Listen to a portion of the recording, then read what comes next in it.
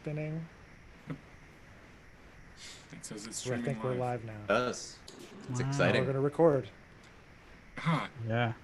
See? Great. Creepy lady Yeah. has announced it. Yeah. It's April. What day is it? April I 6th, don't know. It 2020. doesn't matter anymore. Monday night. Not matter. It's true. We are streaming live, and we have a bunch of great guests with us today on our Outside In Happy Hour chat. I'll let everyone introduce themselves, since I know that they all have such great radio voices. They're going to win you over with their dulcet tone. So we're going to start with the two that haven't been on the show yet. So we'll start with our West Coast correspondent, Jeremy Siskind.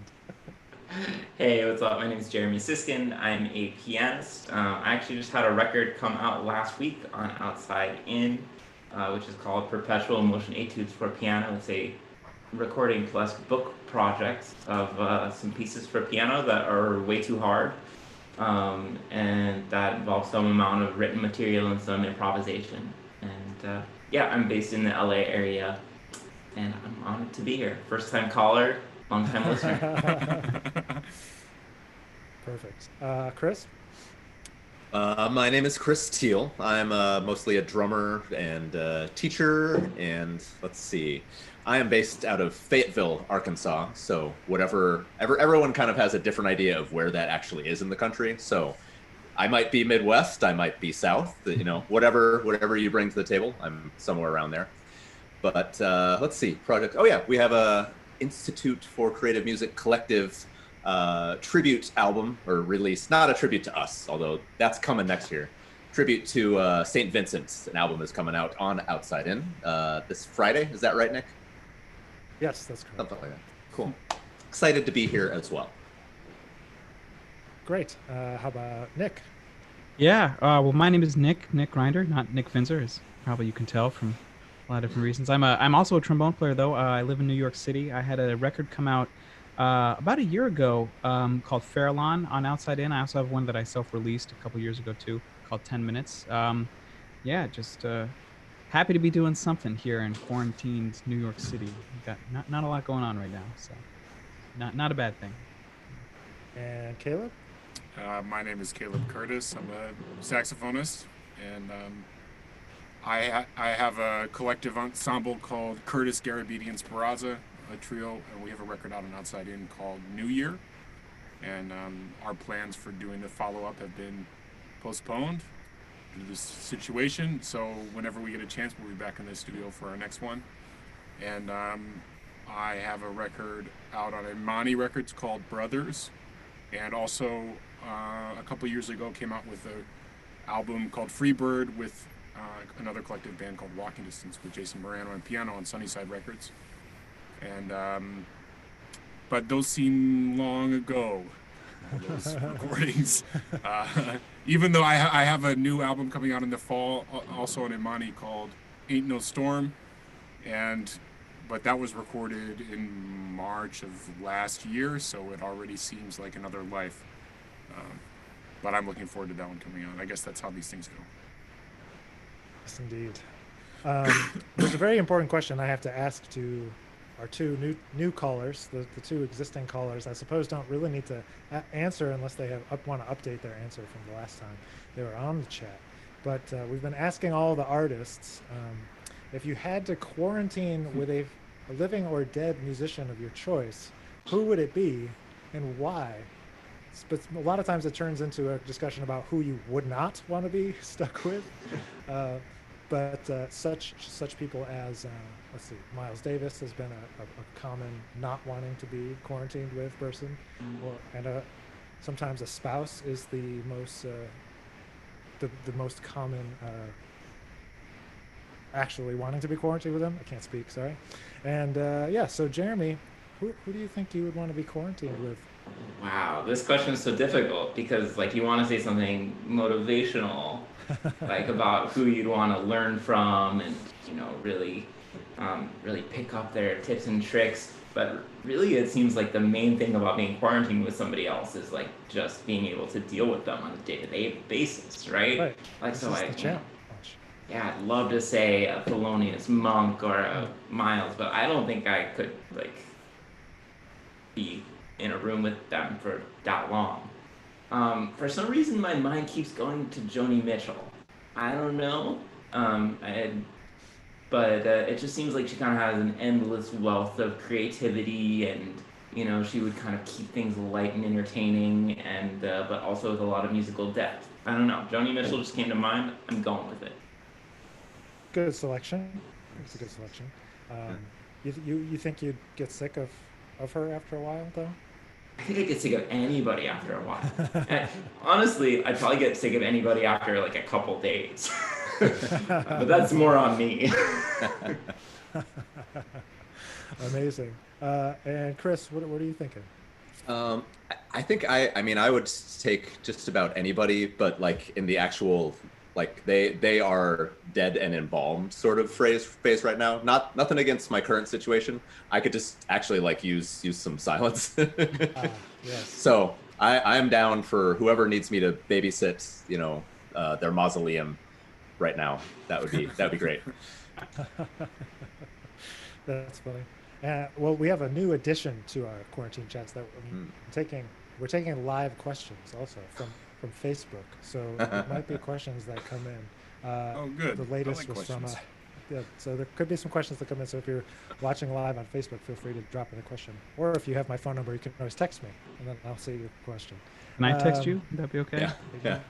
Nick, Question you can for text me. Nick. So the most recent comment is coming in. Chris, there's someone that wants to take radio voice lessons with you. Ken Colombo. Yeah, I'll take him from Ken too. We'll have an exchange. So I know everybody's, distracting themselves in different ways during this time. Distracting or inspiring yourself or finding something to do with your time. So I'm wondering, kind of, if you have any recommendations of new music, new books, podcasts, shows, and anything that's yours, kind of taking up your mental space during this time that you might be able to recommend to other people. Let's start with the other half of our chat, since you guys answered the question already. Caleb, have you been checking out anything, thinking about anything? Well, I've been in, allowing my TV addiction to flourish. I've fallen back into old habits, I'm not super proud of, which are to allow myself to watch a show while I practice. Which means basically like exercising with the saxophone in my hands while a show happens. Oh, sure. With subtitles and whatever. So I did just cruise through season 3 of Ozark, and not so fun. I think I'm looking. I really would like to find something like nice that I like, but there's not a lot of that on TV at the moment. Or at least I watched it already, But then I said this last time when I was on the chat, but Ted Poor has a really beautiful new record out on Impulse called You Already Know. Yeah, man. That was the one that I love that record, man. It's unbelievably beautiful. Yeah, it's great. I love it. And also, I recently found out about this Joe Lovano quartet record called Classic Live in Newport, with Hank Jones and George Mraz and oh, this is bad, and someone famous on drums. It was Nash, I think. Yes, no. And it's great Lovano playing, which I always like. And then I don't know. I'm a media consumer. I like Better Call Saul. Ah, yes. I think it's better than Breaking Bad. Ooh, wow. Bold statement there. Ouch. Yeah. Amazing. Nick, you got anything that you've been checking out? Yeah, well, other than that Ted Poor record? That Ted Poor, I'm actually checking that out a lot. And I mean, it's you're talking about dark stuff, Caleb. It definitely is.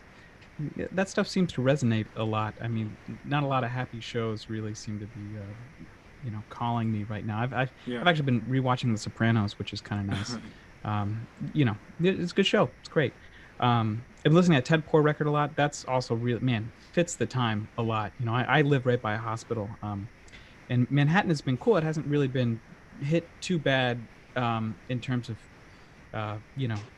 COVID stuff, but it's still, there's a lot of sirens, and it definitely is like at times can feel kind of war zone esque.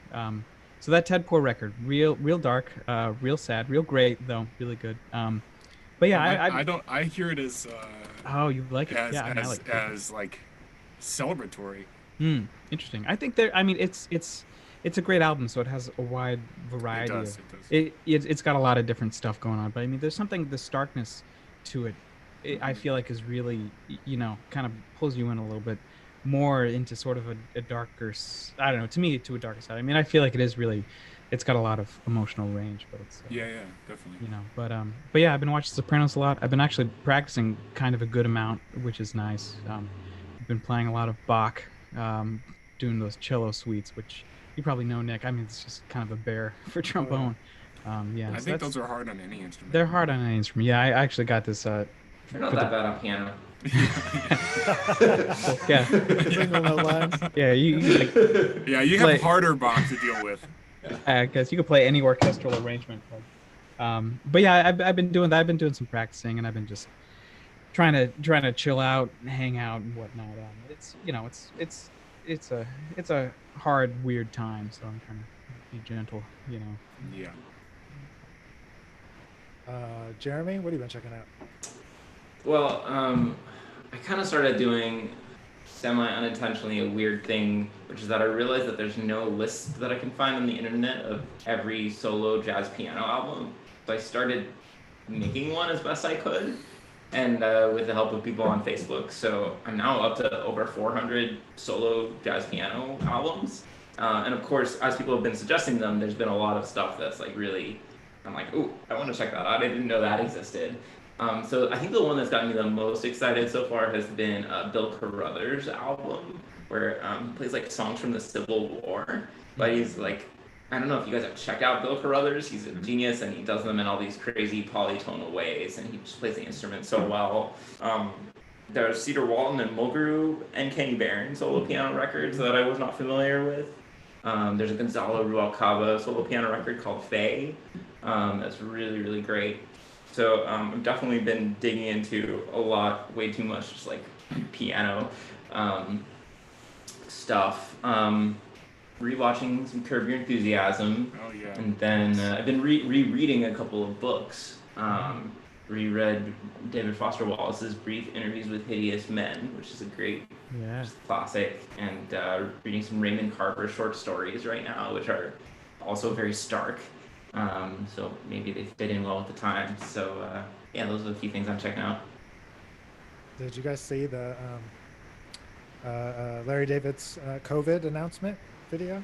Yeah, that was pretty No, good. I did not. Oh, that was pretty good. It was pretty good. Yeah, he's like having weirdly like a moment, because the New York Times also just did like a big story about like, what's Larry David doing right now? Question everybody's asking themselves. Good question.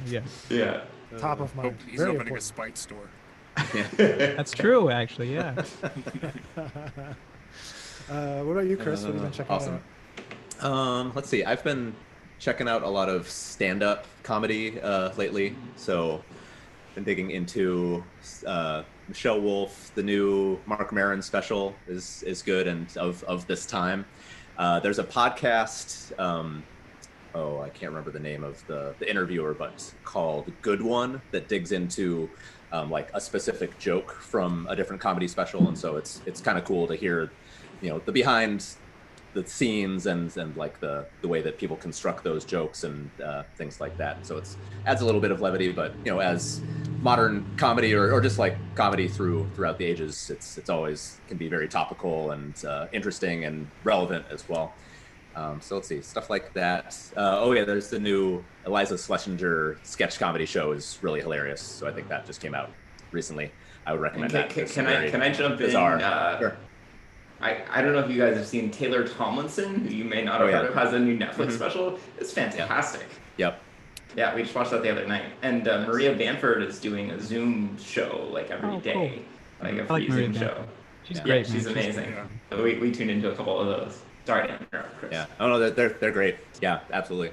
And then trying to read a lot. A good kind of diversion from all of this that also had a lot of, just real overblown emotions. This was it? A Confederacy of Dunces. Was it John Kennedy Toole? It's really, really hilarious. This larger than life character, but the consequences of his actions are not dire in a way that real life characters often can be. So it was a good kind of escapist perspective on our current times. So that's been good. And The Overstory was another book of kind of short stories that came out a couple years ago. So yeah, fiction. Yeah. Yeah. Need a little escape every now and then. Yep. We have a question from the chat. It's kind of a specific question for anyone, I suppose, but Carol Fiore, she's a great jazz supporter from Tallahassee, Florida, actually. She's wondering if anybody has checked out Christian McBride's new CD, The Movement Revisited. You guys check that out? I have not. I haven't either. I've only heard just a little bit of it. It's like a record that involves a lot of spoken word as well as it's like a whole production kind of show kind of thing. Cool. But yeah, it's No. I'll have to give it a visit. Yeah, I did hear. Oh, go ahead, Gib. Sorry.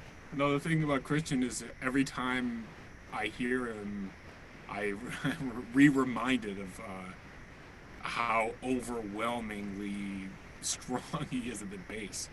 And it's like, especially when you get to hear him in person, which would be nice, it's like shocking in a way, you know? Mhm. That how, and then he fades into the background of my mind, and then he shows up again, and he's like a superhero. He does everything. Because he's got that show, that radio show, the Jazz Night in America, and he's got the big That's band right. and the small group, and Yeah. he runs Jazz House Kids and everything else. I don't know how he does it all. Yeah. Man, I heard his trio at the Vanguard, and it was incredible. This was probably about 2 years ago, and it was kind of amazing. They played a tune. They played a free tune, and I loved it. It was like some of the best free playing I've ever heard. Which is kind of you kind of don't associate Christian McBride with like being a heavy like free jazz player, but man, they did this thing, and it was amazing. I mean, Christian Sand's piano player was like, just the interplay with them it was so cool, and it's like something you don't sort of associate them with doing, but man, so strong. Like, so Christian was strong in the bass, but he was really, everything was so sensitive. It was really nice. That was a really great thing to hear. It'd be cool if they did a record like that. Hey, he's one of the only ones that can step into almost any situation and Yeah. be completely uninhibited, Yeah. totally in the moment, and a part of the, like an authentic voice in the thing.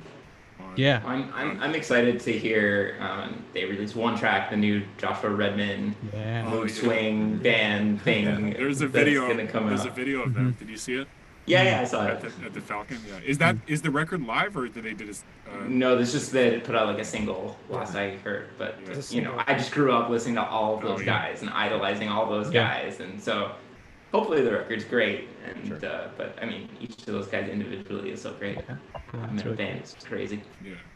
Yeah, I think it comes out next month. I think. What's it say? I was listening to that the other day. Yeah, it's very soon. Yeah. There's a single, and then but that's a good band. It's a Yeah. good band. Strong rhythm section. It's Yeah, pretty yeah. strong. Pretty good. Pretty good band. Pretty. And that's the same with Blade and McBride did those records with Chick Corea too, which Yeah. Right. I really like those Right. Mm-hmm. Rio records. Yep. Sorry, we've taken on a divergence here Yeah. into Christian McBride land. I wanted to ask you, Jeremy, a little bit more about this book, and maybe it has some connection to Brad Meldau in some very non-linear fashion. But so what kind of was the inspiration behind doing this whole book and CD project? I know it was a really big project, and so I'm just Yeah, it did end up being really big. Really big in terms of a lot of work, not really That's big right. as in significant. So the project is Perpetual Motion Etudes for piano, and Brad Meldau is a great person to bring up because a lot of my favorite modern pianists, break so far out of the technique of playing chords with one hand and melody with another hand, in particularly their solo piano work. And so I wanted to learn how to do that, and I wanted to learn how to do it really fluidly. And there's also an element, perpetual motion means that you have something going on every single beat. So there's also kind of this element that it was training myself to get in more of like a somewhat Zen performance zone, because like if you're doing something every beat, then you can't let anything go, right? You can't have that moment where you're freezing up. So in all those ways, they were kind of etudes, exercise written for my own, benefit. And then I kind of ended up liking them as pieces and wanting to share them with both people who wanted to play them and just people who wanted to hear them. So yeah, they're kind of miniatures, and then they each have what we call optional improvisation, which means that the pieces could be played with just the completely through composed version for a classical musician, or they could be played with improvisation, which is how I recorded them. Man, they seem so hard. The videos. They're super hard. It seems really hard. Yeah, it was like, and it was hard because I wanted to write something that I wasn't currently capable of playing, but then you can't hear it because you can't play it. So you're like, okay, I don't know if this sounds good. So it was kind of this back and forth between writing a little bit, learning a little bit, writing a little bit, learning a little bit, and then trying to integrate the improvisation so that it didn't sound like, because these are such complex, rich textures that sometimes trying to improvise over them, it sounds like the bottom just kind of drops out. Right. So that was the other big challenge. Like, how do I approach this as an improviser to make it really blend with the things that come before or after? So are these things that you feel like you could do you also use these type of etudes when you're teaching? I know you also teach a bunch. Yeah, I have had a couple of students decide to take them on.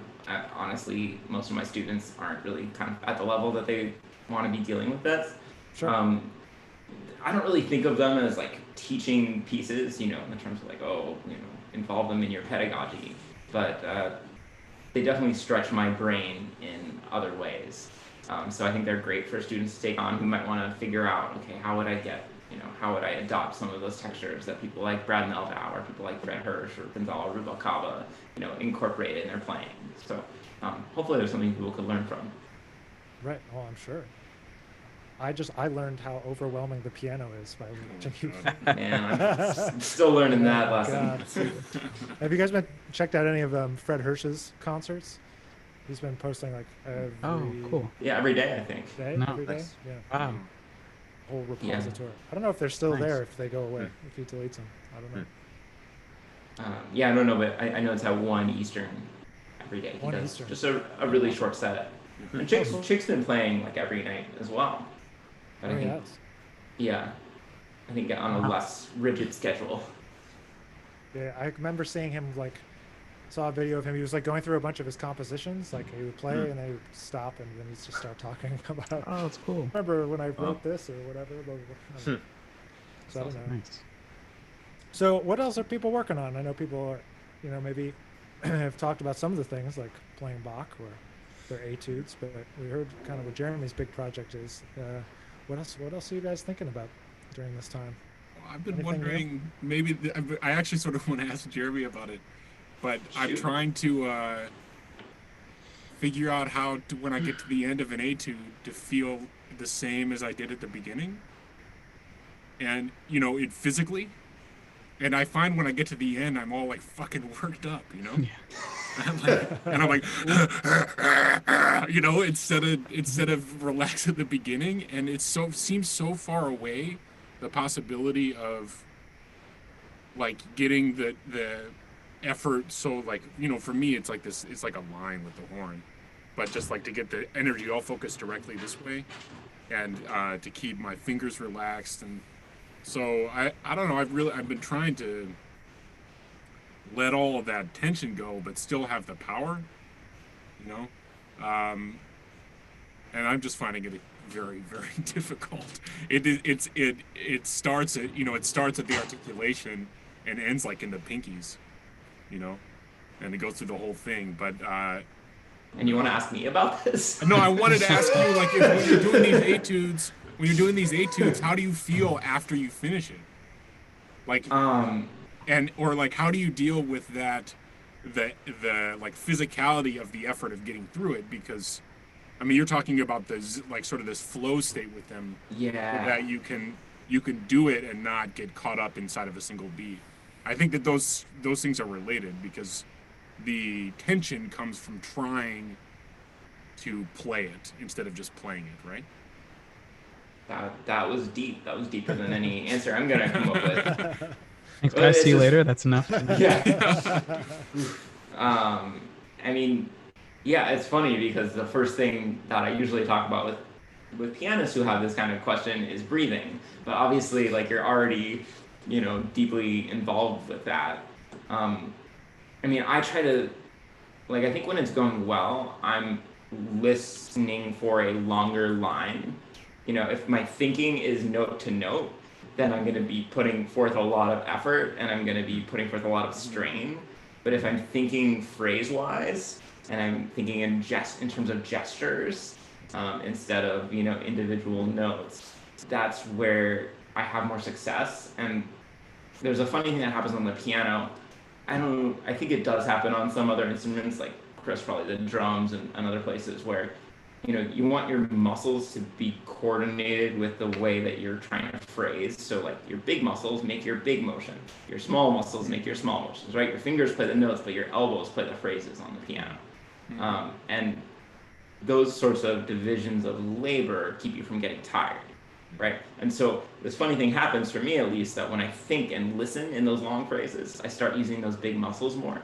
And if I'm thinking note to note, then I'm tensing up and I'm using my fingers and all those smaller muscles more. So I think in the moments when it's working, I'm not feeling so tired because I'm thinking about this just long phrase and using those nice big muscles to move slowly. I think that's interesting, just because I feel a lot what you feel, Caleb. I was actually watching this. It wasn't a Dave Holland video, but it was Robin Eubanks posted this recording he did with the Dave Holland Quintet, except they were honoring Dave Holland, so it wasn't Dave playing bass. I forgot who it was, but basically Robin Eubanks and Chris Potter were basically playing for basically like 10 minutes straight. And I was thinking, like, man, whenever I do that, I just feel like I'm tripping over my feet. And I think it's a wind. It's different if you're playing a wind instrument in a way, just because I used to play a lot of, when I was in high school, I played bass a lot, and bass players always playing. But the fatigue that you get when you're playing wind, it's like almost you focusing on the breathing is so much more involved with playing the instrument that you can't, you know what I mean? You almost can't separate the two in a way that kind of like brings it back. You can't get back to reality in a way. But I don't know. I just am echoing how difficult it is because I feel that way too when if I'm doing a long etude. I mean, especially playing these Bach things, this cello suite stuff. It's like you're pretty much constantly playing, and like cellos or whatever. You don't have to breathe in the same way where the music stops. But yeah, it's a similar feeling, and that's it. Brass is really brutal for that. Yeah, but any wind, and I mean, yeah, brass is really brutal, and trombone so hard. God, well, you mentioned Chris Potter. I think one thing that Chris Potter can do that also many other people can do, but the level of musical intensity doesn't equate to a physical intensity, right? So he has control over the musical element, and that's something that I'm thinking about is more of on an improvisation side, but where the physicality of being intense, or sorry, the musicality of being intense is separated from the physicality of being intense because they're not the same. And that because there's no way Coltrane was playing like with the way I imagine my body if I try to play like that. I was just gonna say because like all the stuff that you hear, like he was just dead. All of those masters from back in the day. I mean, and today too, just like dead on, like when they're playing. Makes sense.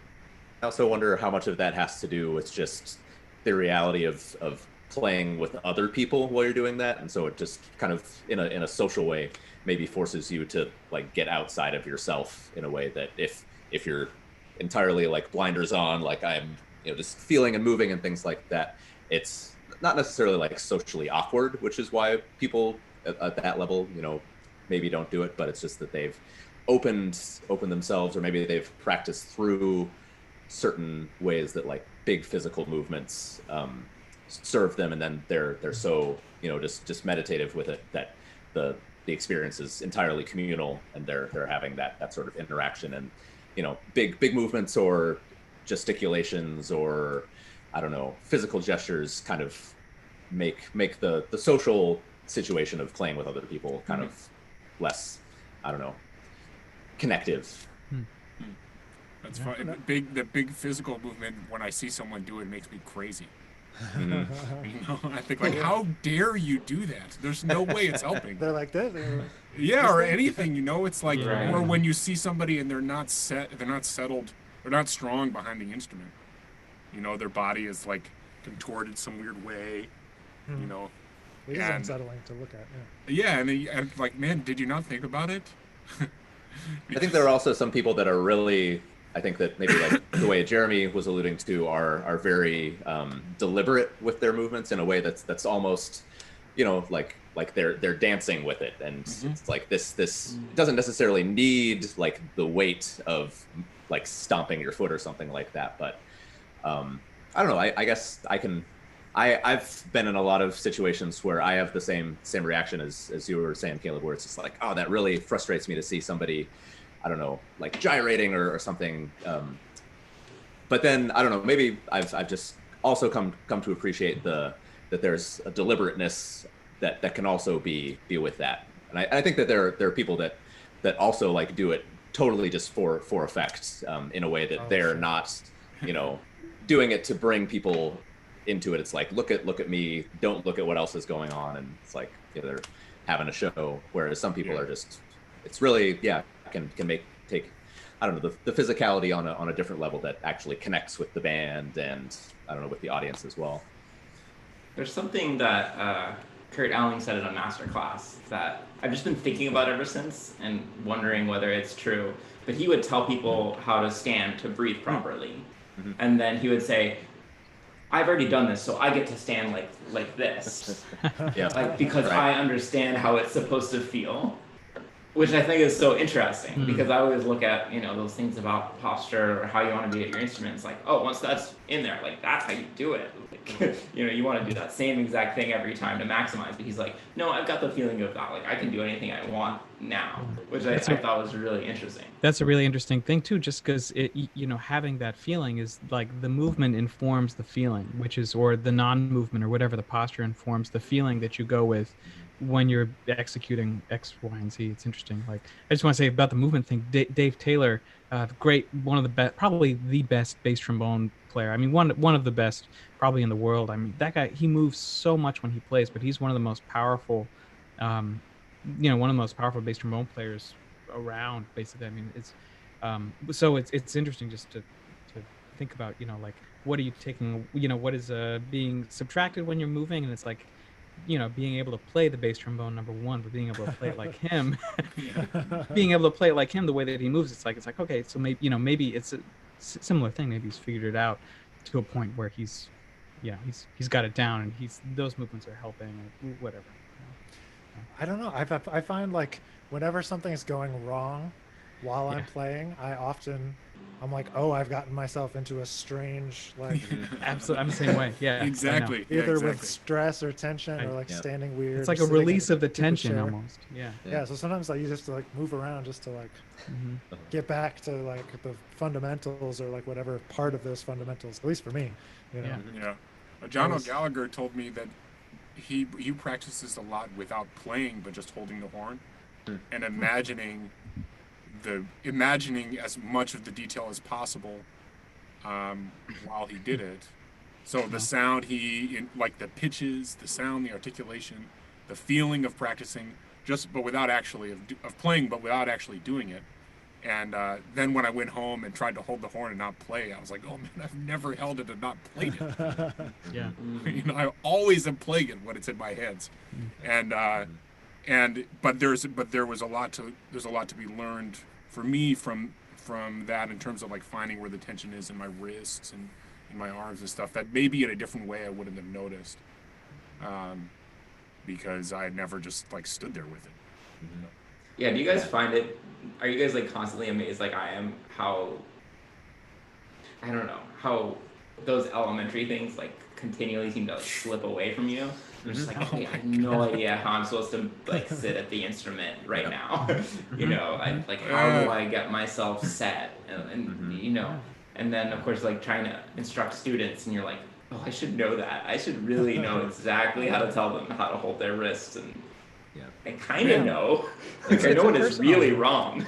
It's so personal though. I mean, it's like it's such an integration of how you're feeling. It's like that quote you said about Kurt Elling. It's like integration of how how the posture makes you feel, or like is this making you feel tense or is it making you feel relaxed? I mean, I feel like that's we have like the right way of doing X, Y, and Z, and if it's not, that is not always integrated with what feels right with us, or we don't make those neurological connections between like, okay, this is what is relaxed and strong, or this is just what's tense and strong, and like what does that look like in terms of how you're holding the horn or whatever. I mean, it's a super interesting. I mean, it's like always going back to the basics. It's so freaky to reevaluate a basic thing.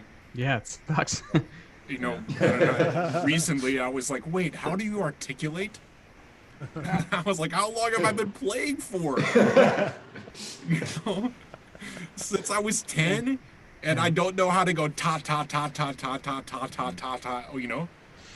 And that's like, man, it's terrifying to have to evaluate that stuff. Yeah, it's been really interesting. Oh, go ahead. I was gonna say it's been really interesting for me. I've been teaching percussion to like one of my teaching jobs is for middle school. And so, like, not only are the students, for the most part, pretty much beginners, but just thinking back, it's just sort of like an awkward physical and social time in everybody's life. And so, like, every day we come to class, like, it's in certain ways, like just sort of getting reoriented to starting totally fresh, because not only are you trying to get, the sound level of, 15 middle schoolers, just chilled out, but get their bodies still, get them able to do this stuff. And so I think that, I mean, one of my observations that's been really, really effective is just to like, to start from complete silence and just actually like pantomiming, or just doing the thing, just like standing, even without drumsticks, and just like, okay, what does this feel like? Can we just be aware of that, when it's not making all this sound and having it come back at us. And I mean, I think it's also been interesting for them too, because I don't imagine that there's a lot of expectation for that, like in the daily life of a middle schooler, to come and like be quiet and like listen to your body and listen to what these imagined sounds of something in percussion class, which would normally be just like cacophony all the time. So I think that's been a really interesting, just like beginner's mind experience for me to have with them. Yeah, that's so cool. That's awesome. I was going to ask you guys, in the piano world, one of the kind of big subjects of study and trends is what's called body mapping. Do you guys do that with your instruments as well? So I don't know about it. Can you explain it? So the idea of body mapping is very interesting. I think it's essentially that we all have misperceptions about what's actually inside in terms of our skeleton and our muscles and how they interact. And if we correct those misconceptions, and if we learn about the skeleton and what kinds of joints are ball joints versus which kind of joints are, I can't name another kind of joint, then we can actually correct our habits and work more ergonomically with our body. So for example, talking about that, your finger, we think of it ending where the skin comes in, but the finger ends much further down here. And so we can get so much more power on the piano. Like if you feel where your finger starts moving, it's below the knuckle. And so all of these like sorts of things, because and this is a trend, I think, because so many people get injured playing piano. Sure. Because we're not working with our body. So it's pretty interesting. It's a whole subject of study. Yeah, that happened. I mean, I feel that way with the lungs, and just sort of, the various like Arnold Jacobs, and there are all these different kind of pedagogical views of how to engage your lungs and how to engage your breathing, and thinking about, are you expanding your breaths to the side, or are you expanding it down, or how your lungs are sort of moving when you breathe. And it's kind of like there's a lot of controversy almost in how people breathe and like how you're supposed to breathe. And it's like, so there's a very similar way of thinking, especially in like the classical or just nuts and bolts trombone uh, world about that kind of thing. And I think about that a lot. And like sometimes you think about it too much, and you're like, shit, how are my lungs moving? And like, but it can be helpful really to think about what's happening and where you're going. I mean, you guys are lucky that comes into pedagogy pretty early. Like, when did you start hearing about breathing? Day one. Yeah. Yeah, the physicality of breathing and how it works to produce a note. It's the first lesson, right? Yeah, especially with trombone, because I mean, there's such a tendency to be like, to like just spit out the least amount of air as possible with the most tension. Like you're talking about middle school kids. I have my students are all, they're majority of middle school kids, and they're all I'm just like, more air from your lungs, not from your lips, So yeah, it's totally a thing. So. Cool. Yeah, I mean, I think in my experience, and I guess I'm sure there are people that had a different experience, but I didn't really start to hear conversations about breath and lung expansion, or just about really supporting breath until I was in college. And yeah, and I mean, there were a lot of things that I learned about later than a lot of people, but I think there's. And I didn't take classical saxophone lessons ever. And so maybe if I had studied with a classical teacher in high school, I would have had more of those discussions about the physical path of the air through the body and through the breath in and the exhalation and how that interacts with the reed and goes through the horn and all this. And but I've been sort of left to. I learned most of that by practicing trumpet and talking to people about trumpet. Yeah. And I mean, that's where I got the most information, because that's, it's like you can either do it or you can't. I mean, True. It's like when it's not happening, which is pretty much all the time for me.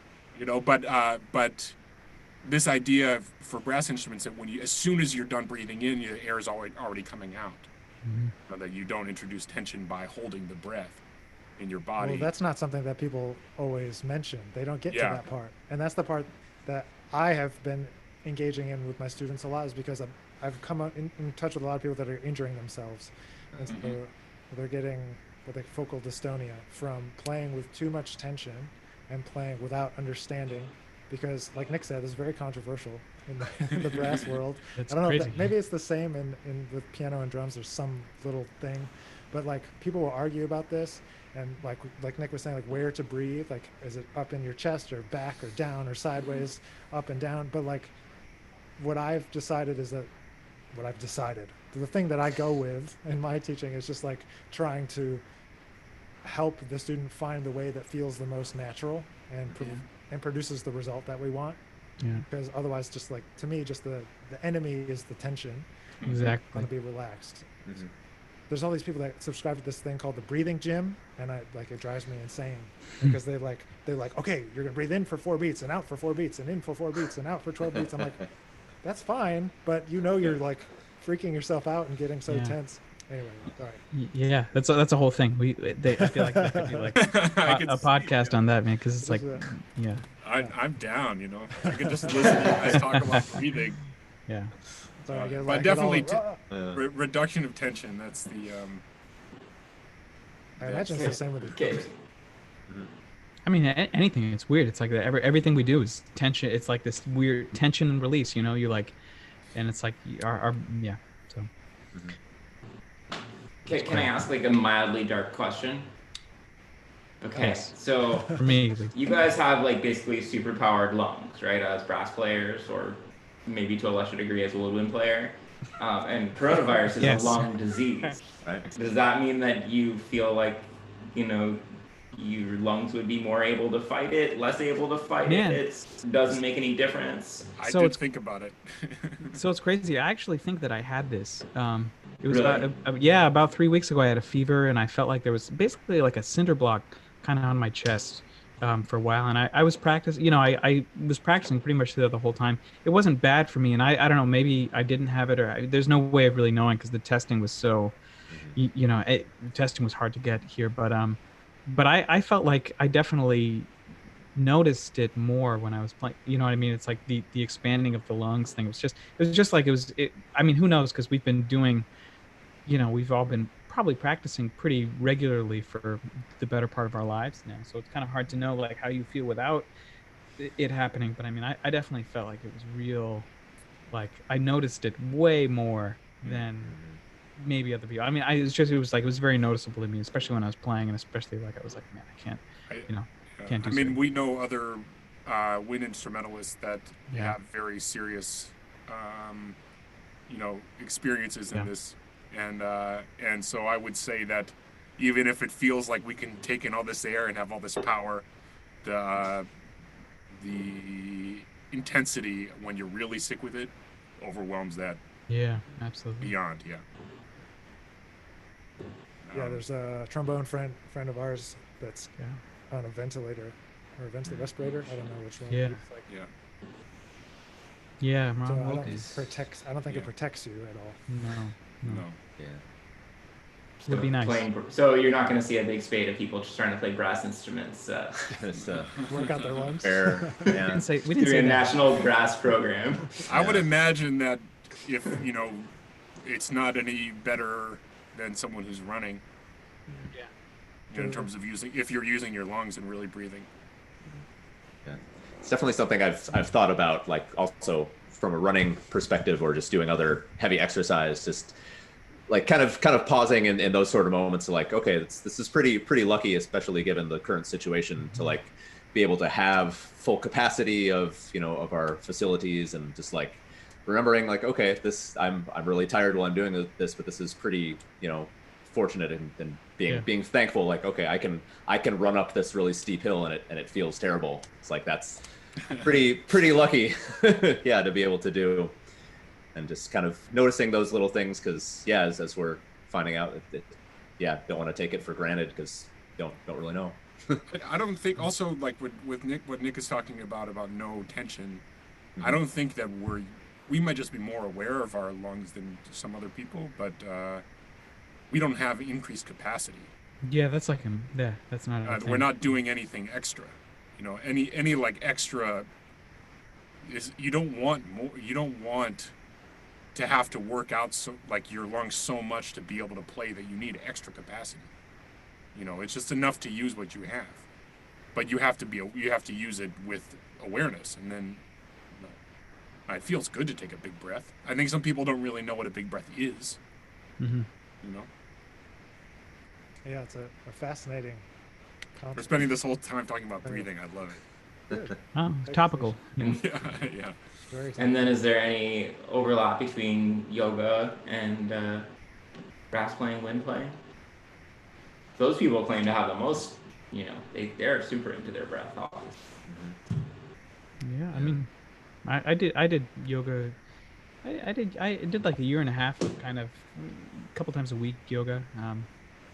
It was great. I mean, it totally kicked my ass, and it definitely got me, got things good in a physical way. But I actually didn't feel like there was a huge overlap for me with it. I felt like there were definitely two different sort of practices. I mean, I definitely when I practice every day and I take I do like a breathing part of it where I try to really expand my lungs, and when I did the yoga, that's sort of part of it. So I felt like I didn't have to do that on those days, when I practiced it. But other than that, I didn't personally feel that way when I was doing it. Maybe I'm probably not very good at yoga, though. That's, I mean, that's probably a given. But I think probably any sort of any exercise in physical awareness, just like we were talking about earlier with being relaxed and awareness of your body and how it works, all those things are related. Yeah, I mean, I've had experiences. I had experiences right the end of my time at Eastman, where I was like exercising a lot and losing a bunch of weight, and I started to develop a bunch of tension from like working out too much, and like when I was lifting weights, I was carrying all the stress in my neck, and then when I would go to play, all of a sudden I couldn't play because my neck was all like freaked out, and so having that awareness of relaxation has been important for me throughout the whatever. So I don't know. Well, I appreciate all of you guys and your time tonight. I'd love to go around just one more time and let everybody kind of tell people who are listening and watching the best place where they can find you and your stuff on the internet so they can listen or watch your crazy piano videos, um, and kind of where they can connect with you and just whatever else you want people to know about you. So let's start with Caleb. Okay. You can find me on, you can find my website, calebcurtis.com, or I'm on Facebook and Instagram. I'm happy to correspond. I like having conversations, one thing, and we're not in the master class, but everywhere I go to do, when I get a chance to go teach or have lessons with somebody, I say to them, you can write me after this, whatever you want. Ask me any question about anything, especially if, like, for example, you're in music school. I went to music school, and I've been out in the world being a musician. So like, I'm an open book. You can ask. Nobody has ever written me. They never do. They never do, and that's not. I mean, I don't care, really. I'm just a little like, it's not a big blow to my ego or anything. But you could write me. I will write you back. I'll write you, Caleb. I'll write please, you. Nick. You're gonna get so many messages now. I hope so. This is a huge audience. Yeah. There's 4 people. Yeah. Thank you for having me, Please. Nick. And great to talk with you guys. Yeah. Yeah. Likewise. Nick. Yeah, you can find me. I have a website. It's nickgrinder.com. I've got some albums. Bandcamp is a great place to get those if you want to have the most. Go to the artist. I always think that's the best. So bandcamp.com. I think just /nickgrinder. Got 2 albums on there. Had one come out last year on Outside In. Yeah, that's pretty much it. Sure, questions, anything, whatever. Chris Teal. Let's see. I have not updated my personal website in a while, so you can check out christeal.com if you'd like. But my Instagram, I think it's just Chris Teal Drums, and we're doing a lot of stuff with the Institute for Creative Music YouTube, some new courses, and got an album coming out later this week. So just look up Institute for Creative Music on the old YouTube there. You've been Thanks very for having active me. on Instagram. I've been noticing. It's full of, it's a private account, so you got to request. Oh, okay. So that's why I'm letting all the goods come out for people who I have to pass the test. So all you guys, you're in. So anybody, yeah. And all Jeremy? kinds of stuff. You can find my stuff at my website is jeremysiskind.com, spelled like Jeremy S is kind. You go there, it'll still say that I have a lot of gigs, but I don't have any more gigs coming up. There are no gigs. I just figured I wouldn't even like bother going on there and saying that they were canceled, because we all know it's all canceled. And if you're interested in the Perpetual Motion Etude, that's on everywhere you can stream music, plus there's videos. There's, I think, good-looking videos of them on YouTube. Thanks. I'm not saying that I'm good-looking. I'm saying that the videos are well-produced. But we're saying you're good looking. Yeah. Oh, wow. We did this for you. Yeah. Amazing. Well, if you can, check out these guys, listen to their music, support their projects. We really appreciate that. And so thanks to all 4 of you for being here. Yeah, And, Thank you, Nick. Thank you, Thanks, We Nick. could reconnect, and we'll see you soon. All right. All right. Later. Guys. Have a good one. Bye. See ya.